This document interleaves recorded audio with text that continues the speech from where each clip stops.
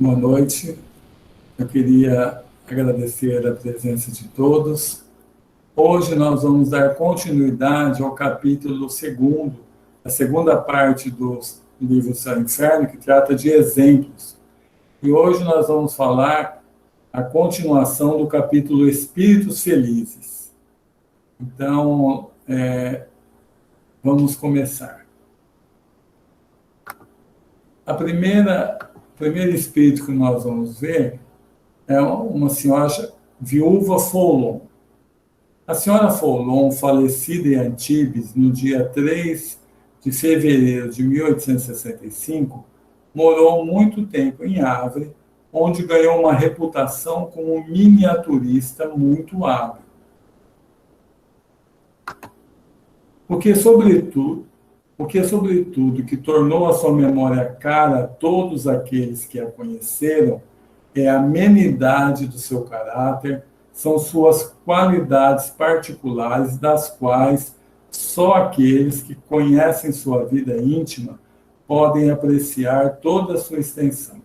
Ela era conhecida tanto de Allan Kardec quanto de Amélie Boudet, sua esposa, e ela, em uma das comunicações, ela fala diretamente com a Amélie Boudet, que estava triste pela partida dela. Ela falou: não, fique tranquila que eu estou muito bem. Porque, como todos aqueles nos quais o sentimento do bem é inato, não fazia ostentação dele, e dele mesmo desconfiava. Ou seja, as pessoas humildes, as pessoas boas, geralmente elas não sabem que são diferenciadas na bondade, porque para elas ser boas, procurar fazer o bem é o normal. Então, ela não se vê melhor que outras pessoas. E nesse capítulo dos Espíritos Felizes, nós já trouxemos isso na última semana, a maioria das pessoas não tinha um expoente dentro da sociedade, né? Eram pouco conhecidas. Então, dentro da nossa sociedade, no meio de tantas e tantas pessoas que ninguém conhece, tem muitos espíritos superiores, que vêm algumas vezes em missões de muita luta, de muito sofrimento até, para que consigam pular 2, 3 degraus na sua escala evolutiva. E essa senhora Folon era um caso desse. Se alguém sobre quem o egoísmo não tinha nenhuma presa, era ela. Sem dúvida, talvez jamais o sentimento de abnegação pessoal fosse levado mais longe, ou seja, ela vivia para ajudar os outros, tinha uma força muito grande nessa disposição de ajudar, sendo abnegada mesmo, procurando fazer o melhor para que as outras pessoas se sentissem bem. Pronta a sacrificar o seu repouso, a sua saúde, os seus interesses para aqueles que podia ser útil. Então, ela teve uma vida muito boa, difícil, porque nesse trabalho de miniaturista, ela se dedicava muito, e nós vamos ver até a consequência que isso trouxe, mas ela era muito querida por todos pela forma com que ela ajudava todo mundo. Sua vida foi uma sequência de devotamentos e de rudes e cruéis provas, diante das quais a sua coragem, a sua resignação e a sua perseverança jamais faltaram. Então, os espíritos superiores, eles pensam como espíritos mesmo, ou seja, por que nós nascemos nessa terra? Para nos tornarmos melhores. E eles fazem disso um planejamento tão bom até no tocante a pedir uma vida de luta mesmo, porque eles sabem que a vida de luta é que vai fazer com que eles consigam crescer. Então, ela teve uma vida com muito devotamento, mas também com rudes e cruéis provas. Não foi fácil a vida dela. Sua visão, fatigada por um trabalho minucioso, levou à cegueira. Então, como ela trabalhava com coisas bem pequenas, miniaturas, ela acabou ficando cega durante a sua vida. Ela teve mais essa prova ainda para passar. Quando a senhora Follot conheceu a doutrina espírita, isso foi para ela como um raio de luz. Pareceu que um véu se levantou sobre alguma coisa que não tinha senão vaga intuição. Nós vemos muito isso dentro do capítulo 17 do Evangelho segundo o Espiritismo, Sede Perfeitos, que os espíritos superiores, ao conhecerem o Espiritismo, aquilo para eles é como está escrito ali, um raio de luz. E eles usam esse conhecimento espírita para crescerem muito. Para a maioria das pessoas, o conhecimento espírita passa a ser assim, uma coisa que eles entendem, que nós entendemos, que nós acreditamos, mas poucos de nós muda a sua vida, transforma a sua vida, coisa que ela fez. Sua morte foi digna de sua vida. Viu-lhe as aproximações, sem nenhuma apreensão penosa. Era para ela a libertação dos laços terrestres, que deveria abrir-lhe uma vida espiritual benfazeja.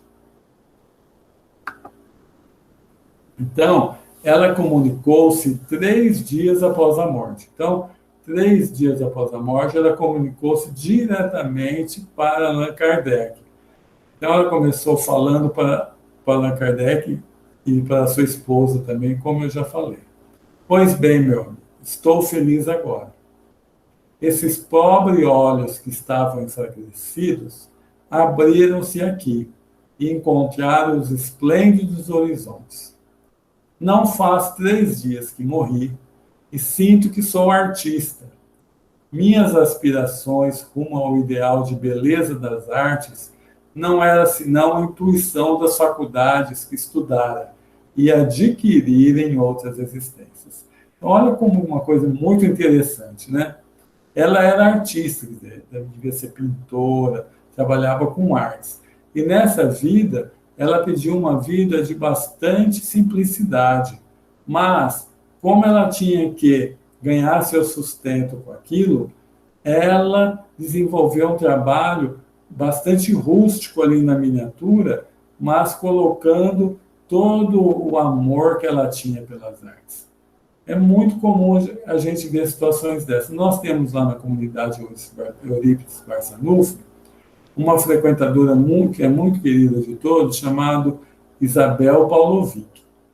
Ela é professora de pintura, ela é professora do Estado aposentada e continuou sendo professora de pintura. Um dia, conversando com uma outra pintora aqui de Marília, que expõe quadros sobre ela falou, nossa, mas a Isabel é boa demais. Ninguém consegue fazer as ondas do mar como ela faz na pintura. E ela dá aula para muitas pessoas durante o dia e ela dá bolsas de estudo. Então, eu conheci lá na Filantrópica alguns garotos que ela dava bolsa, eles tinham um dom para desenho, por exemplo, e iam com ela lá para ir morar. Então, com certeza, em outra vida, ela devia ser uma artista bastante, não sei se famosa, mas com conhecimento muito grande nessa área da pintura. Mas nessa vida, ela escolheu uma vida assim, de dar aula, de luta, porque a vida dela sempre foi de luta, e está ganhando a vida, graças a Deus.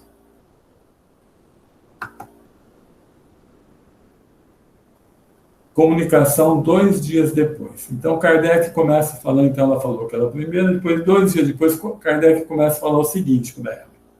Eu vos reconheci perfeitamente na comunicação. Nelas falais de coisas ignoradas pelo médium, que não podiam ver senão de vós. Depois, a vossa linguagem afetuosa a nosso respeito é bem de vossa alma amorosa. Mas há nas suas palavras uma firmeza que eu não vos conheci quando vivo. Olha como que Kardec era uma pessoa é bastante aplicada no tocante às comunicações. Olha, você falou conosco há 2 dias. Eu reconheci que era você, pelo seu jeito de falar, pelo amor que você transmitia para mim, para minha esposa,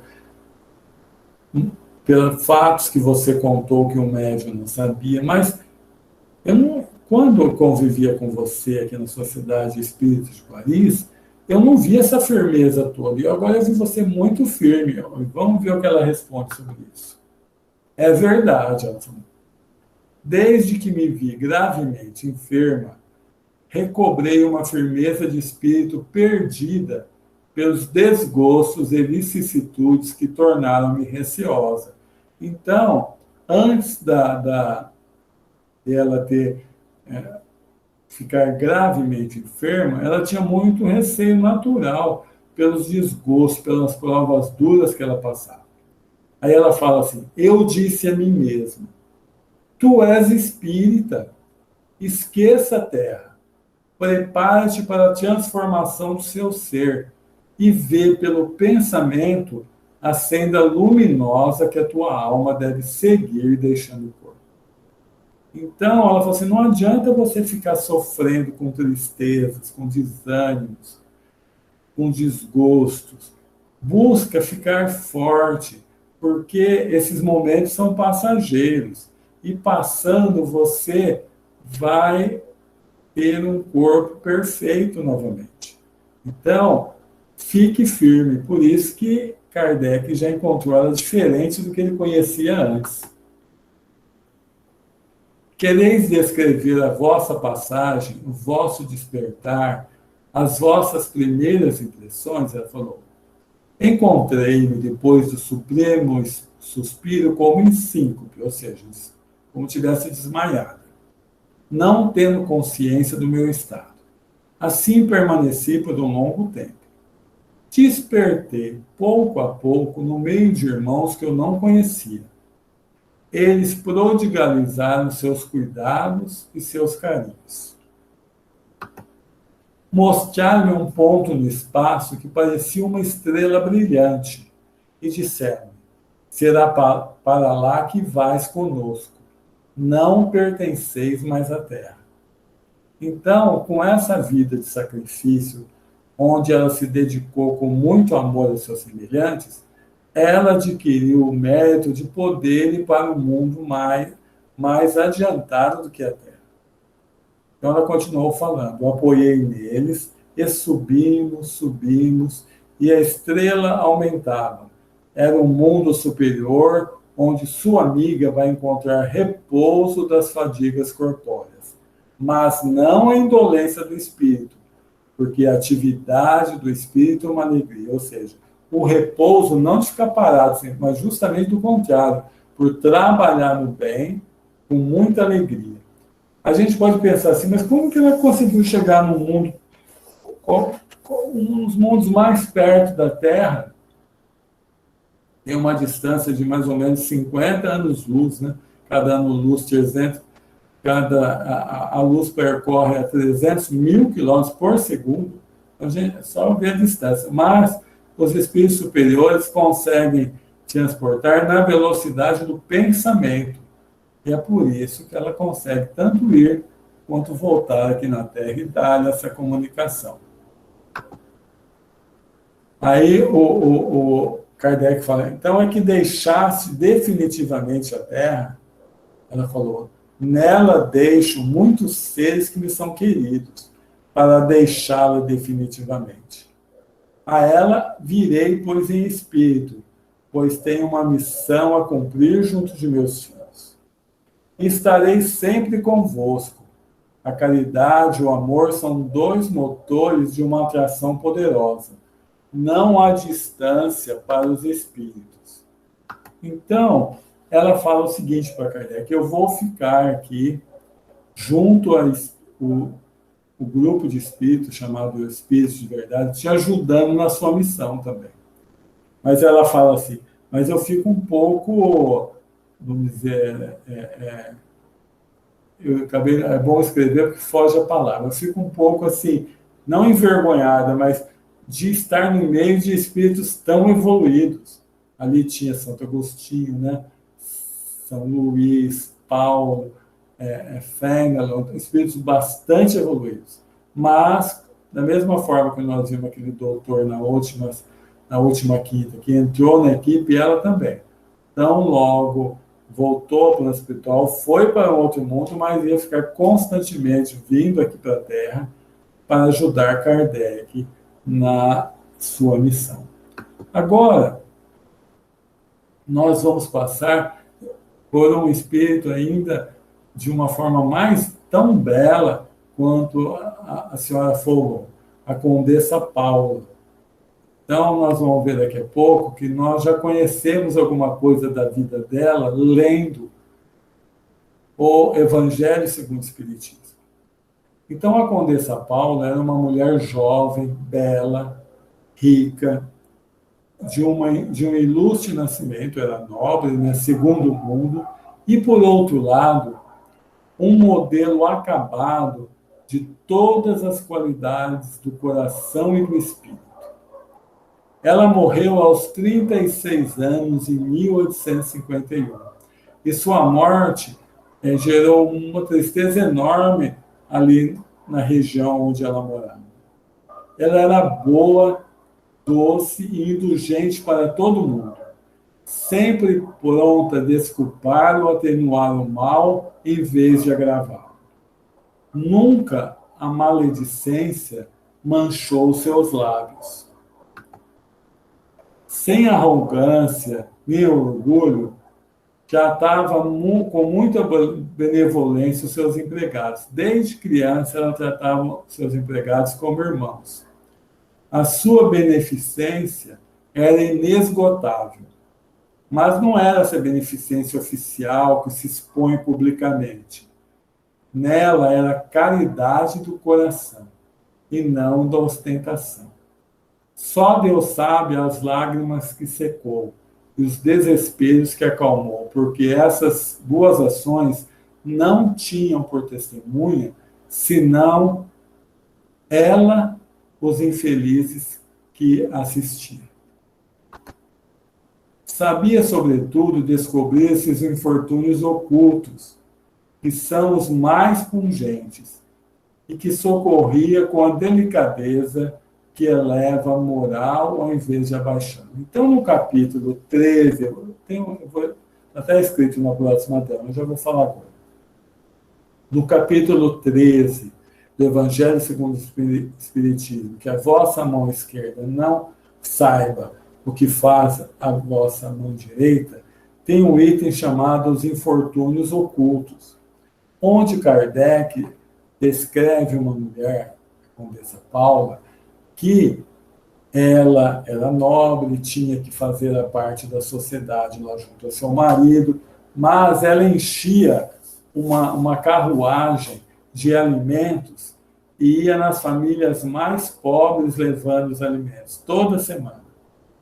E ele descreve que ela levava a filha também, para que a filha aprendesse a fazer a caridade desinteressada, não divulgada, né? Sem ostentação, desde pequena.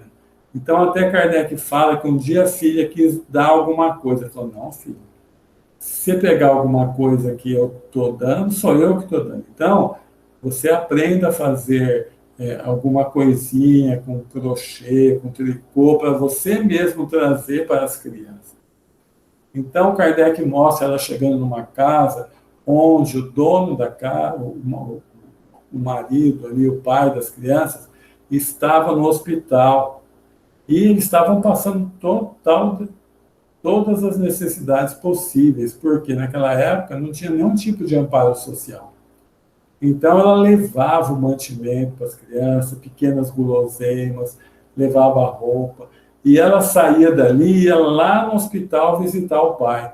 Além de levar algumas coisas para ele, o pai falava, fique tranquilo, fique em paz, que eu já fui na sua casa e todo mundo lá está bem. Então, olha o trabalho que ela fazia. Sua posição e as altas funções do seu marido, que era nobre também, né, conde, obrigavam a uma apresentação doméstica a qual não podia infringir, ou seja, ela tinha jantares que se davam na casa dela, que ela tinha que cuidar, mas, em tudo satisfazendo as exigências de sua posição, colocava uma ordem evitando os desperdícios e as despesas supérfluas. Ela conseguia colocar em ordem, conseguia colocar as coisas boas, bonitas, mas evitando o desperdício. Por quê? Porque tudo que ela podia economizar era levado para os mais pobres. Poderia, assim, fazer de sua fortuna uma parte maior para os necessitados. Por isso, separava um capital importante cuja renda era destinada para essa destinação. Ou seja, ela fez isso desde muito jovem, porque ela acabou morrendo com 36 anos. Achava, assim, o meio de conciliar os seus deveres para com a sociedade e com os infelizes. Então, até coloquei aí, ver Evangelho segundo o Espiritismo, capítulo 13, a vossa mão esquerda não sabe o que faz a direita, o item Os Infortúnios Ocultos, que Kardec, baseado na vida dessa condessa, colocou esse item, sem falar o nome dela no Evangelho. Evocadas 12 anos após sua morte, ela disse. Então, a pessoa que perguntou se ela era feliz, né? Falou assim, tens razão, meu amigo, em pensar que sou feliz. Eu o sou. Com efeito, além de tudo que posso exprimir, e todavia estou longe do último grau, ou seja, ela falou para ela, eu estou muito bem no plano espiritual, mas eu estou ainda muito distante de chegar ao estágio de espírito puro. Aí ela continua falando, ela fala bastante coisa, é muito importante ler esse capítulo todo, que hoje nós vamos tratar de 3 pessoas, e lá tem muito mais pessoas ainda, mas no tocante a ela, que eu peguei só uma parte, né, para não ficar muito longo, mas ela fala, só do que eu vou falar agora, ela fala diversas coisas. Ela fala o seguinte, que são as vossas mais esplêndidas festas, onde se expõem os mais ricos ornamentos, perto dessas assembleias de espíritos resplandecentes, de uma luz que a vossa vista não poderia suportar. Então ela fala, olha, tem coisa bonita na Terra, sim, mas perto das coisas que existem no espaço, não são nada. Isso que ela começou a falar e continua falando depois. Quanto às vossas maiores alegrias são tristes e insípidas, sem sal, né? Perto da inefável sensação de felicidade que penetra incessantemente todo ser com um eflúvio benfazejo, sem a mistura de nenhuma inquietação, de nenhuma apreensão, de nenhum sofrimento. Então, o estado de espírito é de felicidade, que sabe que tudo vai dar certo, não tem nem um pingo de medo. Aqui, tudo respira amor, a confiança, a sinceridade por toda parte, amigos. Nenhuma parte de invejosos e ciumentos. Tal é o mundo onde estou, meu amigo. Também ela tinha ido para um mundo melhor que a Terra. E onde chegareis infalivelmente seguindo o caminho reto, ela disse para o amigo.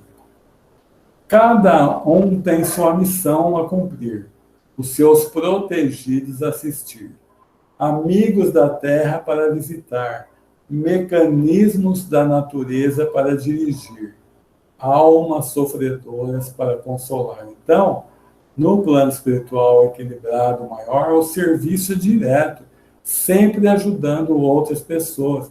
Então, ela pode estar no mundo igual estava Alcione, naquele romance Renúncia, e vir direto aqui para a Terra ajudar. Então, eles estão no mundo já onde existe a bondade, existe o amor, não existe mais a maldade nos corações, mas eles constantemente estão vindo, no caso dela, né, da viúva, aqui para a Terra para ajudar as pessoas.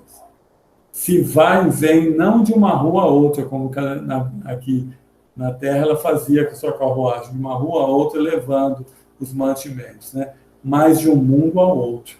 Então, onde houver necessidade da assistência, eles passam a ser instrumentos de Deus, delegados por Deus para ajudar as pessoas. Então, é sempre importante a gente perceber isso, que Deus tem o poder, é onipotente para ajudar diretamente a todo mundo, mas sempre ele delega essas funções de acordo com a capacidade que o espírito encarnado ou desencarnado tenha, porque ao fazer isso, ele não está ajudando só aquele que é necessitado da ajuda, mas também, principalmente, aquele que ajuda. Então, esses espíritos sempre estão trabalhando, sempre estão levando o consolo para aqueles que sofrem. Então, ela continua falando. Neste momento, ou seja, 1860, por aí, né? A Terra é o nosso grande objeto de preocupação. Que numerosas cortes afluem para concorrer em sua transformação. Nós vimos no último capítulo da Gênesis que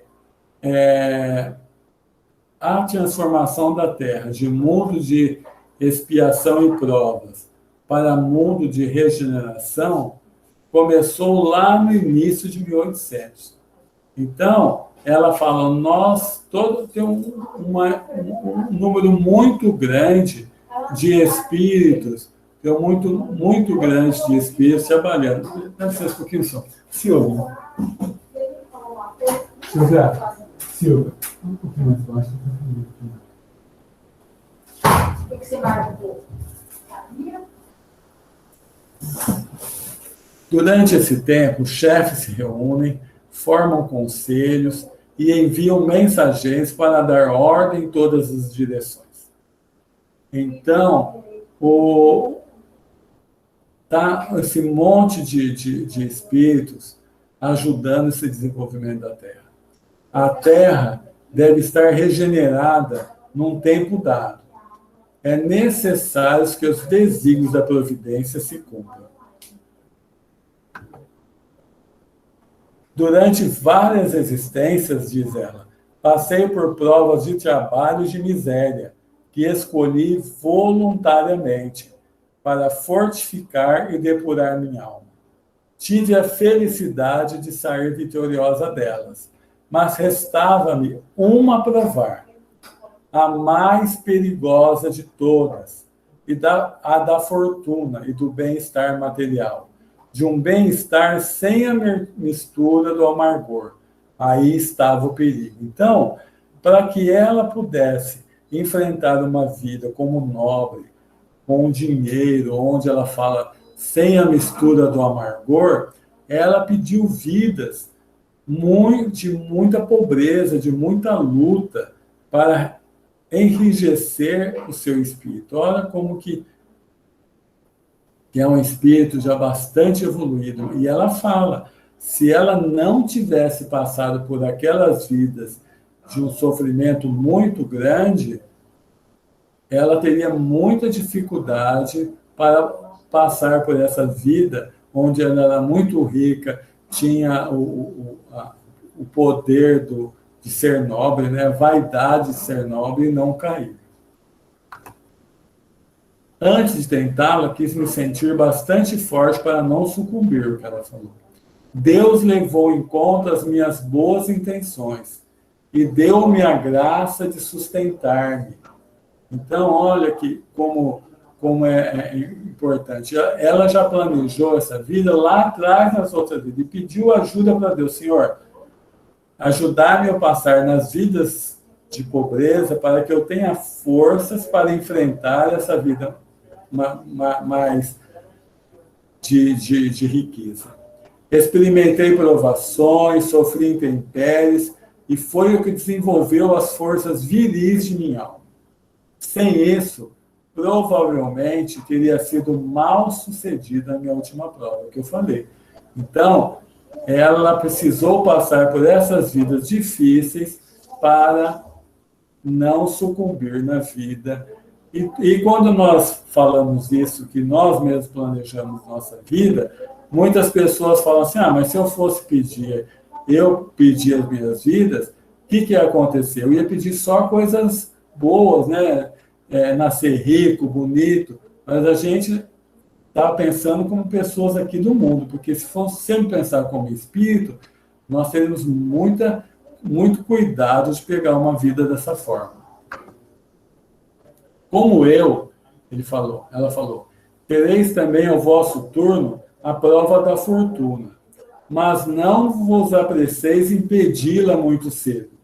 E vós que sois ricos, tendes sempre presente no pensamento que a verdadeira fortuna, a fortuna imperecível, não está na terra. E compreendei a que preço podereis merecer os benefícios do Todo-Poderoso. Ou seja, esta vida, ela traz muitas ilusões. Então, se nós conseguirmos perceber que nossa vida verdadeira é do Espírito, e que para isso devemos colocar todo o nosso empenho, a nossa melhoria, no adquirir novas virtudes, em deixar para trás más tendências, nós também chegaremos bem no plano espiritual. Agora nós vamos tratar de um outro espírito chamado Maurice Gontran. Então, quem que era Maurice Gontran? Foi filho único. Ele faleceu com 18 anos, de uma afecção do pulmão. Inteligência rara, razão precoce, grande amor aos estudos, caráter doce, amante e simpático. Ele possuía todas as qualidades que dão as mais legítimas esperanças de um brilhante futuro. Para os seus pais, sua morte foi a causa de uma dessas dores que deixam traços profundos. Atribuiu seu fim prematuro ao trabalho para o qual o impeliram e se repreendiam.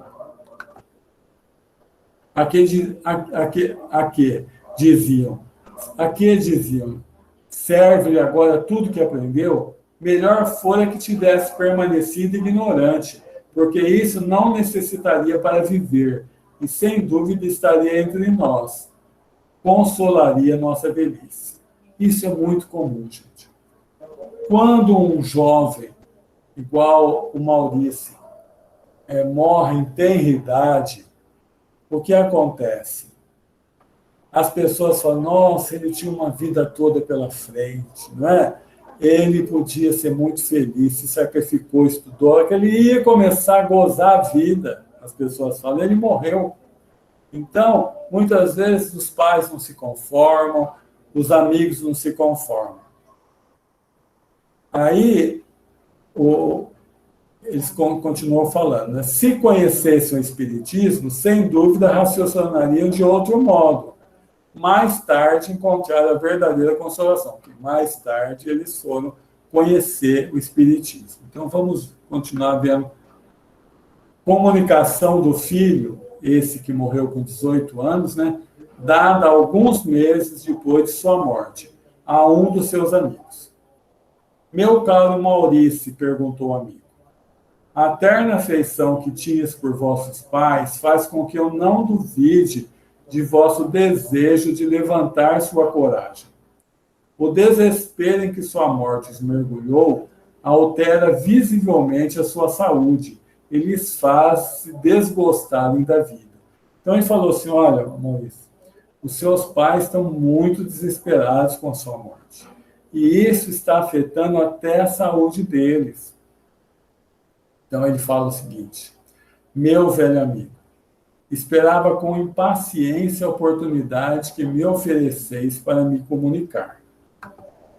A dor dos meus pais me aflige, porém ela se acalmará quando tiverem a certeza que eu não estou perdido para eles. É em convencê-los dessa verdade que deveis vos interessar, e isto chegará certamente. Então ele fala assim, eu vou dar uma missão para você, meu amigo. Convença meu pai disso, que eu estou vivo, que eu visito eles quando posso, Então, ele continua falando, era necessário que esse acontecimento para levá-los a uma crença que fará a sua felicidade, porque os impedirá de murmurar contra os decretos da providência. Então, ele tinha que morrer nessa época. E isso serviu também de uma prova para os pais, para que eles passassem a pensar mais no mundo espiritual, coisa que o pai não acreditava. Então, tinha esse objetivo também. Meu pai, vós o sabeis, ele continua falando, era muito cético a respeito da vida futura. Deus permitiu que tivesse essa aflição para tirá-lo do seu erro. Ou seja, então, a morte dele tinha um objetivo de alertar o pai para a vida futura. Então, a partir desse momento, com o sofrimento que o pai e a mãe passou, eles iam aceitar procurar o espiritismo, por exemplo, que foi o que aconteceu. Se eles não tivessem passado por essa dor mais forte, eles ficariam na zona de conforto. E na zona de conforto, ninguém procura melhorar. Ele continua falando, nós nos reencontraremos aqui nesse mundo onde não mais se conhecem os desgostos da vida e onde os precedi. Mas dizei-lhes bem que a satisfação de ali me reverem lhe será recusada como punição por sua falta de confiança em Deus. Ou seja, se eles não aceitassem, se eles continuassem revoltados contra Deus, após a morte deles, eles não teriam a satisfação de reencontrá-lo. E, com certeza, ele vai falar isso agora, daqui a pouco. Ele ia direto na casa dos pais, mas os pais, durante a noite, tinham condição de vê-lo, mas naquela revolta nunca conseguiam perceber que ele estava ali perto. Ser-me-ia mesmo interditado, ele falou, daqui até lá comunicar-me com eles enquanto estiverem na terra. O desespero é uma revolta contra a vontade de Deus e gera o prolongamento da causa que levou ao desespero. Ou seja, enquanto nós estivermos desesperados, nós estamos falando para Deus o seguinte, olha, tudo que está acontecendo na minha vida eu não mereço, eu não dei causa, eu não precisava passar por isso. Então eu não faço uma reflexão de analisar que aquela coisa que eu estou passando só veio para o meu bem, porque Deus nunca manda nada que seja para o meu mal. Ele deixa nós passarmos por momentos de aflição, porque muitas vezes nós pedimos para passar e de outras vezes nós mesmos geramos a causa que como consequência trouxe a aflição. Mas nessas aflições que passamos, vamos dizer assim, é um percentual muito pequeno em relação ao montante de causas que causamos. Tem uma passagem de Jesus que ele conta que o reino de Deus é comparado a um homem, a um rei que que chama um dos seus súditos as contas que lhe devia 10 mil dinheiros. E como ele não tinha como pagar, falou, eu vou penhorar tudo que você tem, inclusive sua família. Naquele tempo, penhorava-se até a família. Aí esse servo ajoelhou-se, pediu perdão, e o rei teve compaixão dele e perdoou a dívida. Saindo dali, ele encontrou uma pessoa que lhe devia 100 dinheiros. E começou a cobrar a pessoa, começou a cobrar de forma muito, muito forte a pessoa. Como a pessoa não pagou, ele mandou prender a pessoa. Aí os súditos correram a contar para o rei, que mandou, falou, eu perdoei 10 mil, você não podia ter perdoado 100. Essa parábola mostra que Deus perdoa uma quantidade enorme de nossas dificuldades. Qual é essa quantidade na época? 100 para 10 mil é 1%. Então, naquela época bem atrasada, a gente estava sofrendo no máximo 1% dos males que criávamos.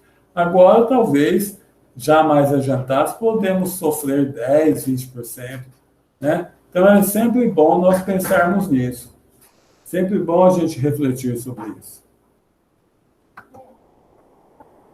Então, ele continua falando: meus bons pais, é a vós que vos dirijo.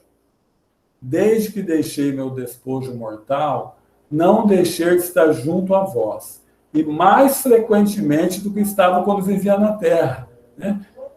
Naquela época não tinha carro, não tinha nada. Então, para ir de uma cidade a outra, ele devia estar estudando em outra cidade, devia ter carruagens.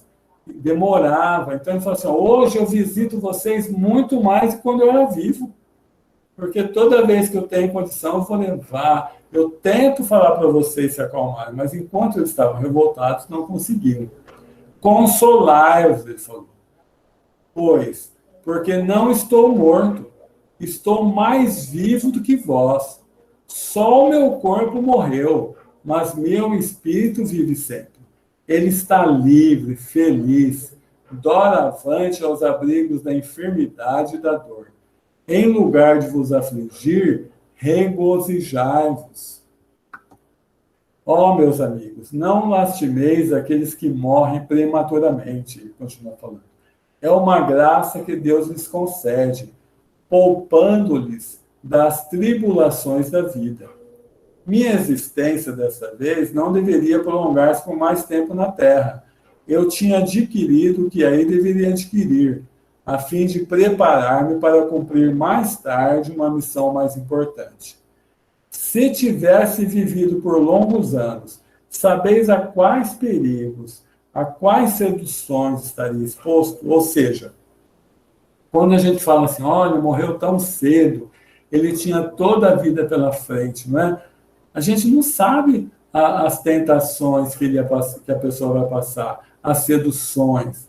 Não sabe se ela ia conseguir permanecer no caminho correto, porque cascas de banana na trajetória de nossa vida tem muitas, que são motivadas pelo nosso orgulho, nosso egoísmo, nossa vaidade, nossos desejos, né? Tudo isso pode nos fazer falhar. Então, se eu só vim nessa vida para cumprir aquele tempo, é a hora de voltar para o plano espiritual mesmo, para não correr riscos desnecessários. Vossa morte foi dolorosa? Perguntam a ele. Não, meu amigo, não sofri senão antes de morrer, com a moléstia que me arrebatou. Lembra que ele teve problema no pulmão. Mas esse sofrimento diminuía à medida que o último momento se aproximava. Depois uma luz, e dormir sem pensar na morte. Então, nós vamos voltar naquela situação que já aprendemos lá no Livro dos Espíritos, ou seja, morrer não dói. Então, a Joana de Anjos fala que até o corpo está preparado para soltar endorfinas e outras coisas no corpo para que a pessoa não tenha dor no momento da morte. Então, é muito importante saber disso. Sonhava que estava curado, ele falou. Respirava a plenos pulmões. Vi meu avô, não tinha mais o rosto descarnado, mas um ar de frescor e juventude. Estendeu-me os braços e apertou-me com efusão sobre seu coração. Uma multidão de outras pessoas com semblantes risonhos acompanhavam. Todos me acolhiam com bondade e benevolência. Parecia-me reconhecê-los. Estava feliz por revê-las. O que eu acreditava ser um sonho é realidade. Olha que bênção. O avô ali do lado, recebendo, abraçando outras pessoas que ele não lembrava que eram de outra vida, mas ele sentia que conhecia todas. A vossa moléstia, o amigo pergunta, fora causado pela vossa muito grande assiduidade no estudo, que isso que os pais falaram, né? Tanto ele estudou que acabou morrendo. Se ele tivesse sem estudar, ele estava vivo até hoje. Isso que os pais falavam. Então ele responde, não. Disso estejais bem persuadidos. O tempo que deveria viver na Terra estava marcado, e nada poderia aí reter-me por mais tempo. Meu espírito, nesses momentos de deslocamento, sabia o bem, estava feliz, pensando na própria libertação. Se não pude aplicar meus estudos na minha curta permanência entre vós, aplicá-los-eis mais tarde com mais fruto, ou seja, nada é perdido. Edson, Pois não, sou gente. eu. Me tira uma dúvida. Pois Há não. algum tempo atrás, eu escutei, nos estudos, eu escutei lá no centro, no outro centro, e falava sobre esse detalhe da viúva de Follen e desse Dr. Demore, certo? Na página 136, ela fala assim, alguma coisa a respeito, assim, uma amiga, quem te prefere disso, ela fala sobre a saúde, e ela também fala sobre o Dr. Demore que cuidou dele. Eu estou enganada? Ou é isso mesmo? Ela está prevenindo ele sobre a saúde dele, que ela comenta até sobre as lareiras lá do fogo. Você pode me passar isso? Sim. Ou se é impressão minha que Não. coisas? É isso mesmo. É que quando a gente vai colocar aqui para passar para vocês, a gente procura resumir. Então, muitas das falas a gente não coloca, porque você vê, ó, já estouramos o tempo, né? Com 3 pessoas, deixamos acho que mais de 5 para trás.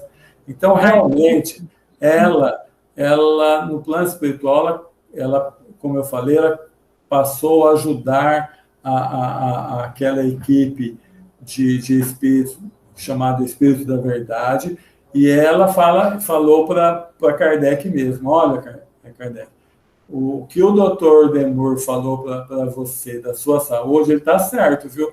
Você tem que se cuidar. Então, ela reforçou isso, porque ele podia não se bem que ele levou em consideração, sim, mas ele podia não ter levado. Então, ela estava ali, então, em nome daquele grupo de espíritos, do Espírito da Verdade, e por Kardec a conhecê-la, ela realmente falou isso. Obrigada. Não, é só para reforçar mesmo, para saber se eu estou vendo certo. Tá obrigada. Bom, obrigado a você. Mais alguém? Desses espíritos tão bondosos que nós falamos hoje, o último, esse moço com 18 anos, ele nos traz lições muito importantes, né? Porque nós vemos muitas pessoas fora da doutrina espírita, principalmente, se bem que a gente vê também casos assim da doutrina espírita, onde os pais estão completamente desesperados, param de viver. Então, isso daí serve para a gente levar esse consolo, né? Não, a pessoa está viva e ela cumpriu o tempo necessário mesmo para aquela vida.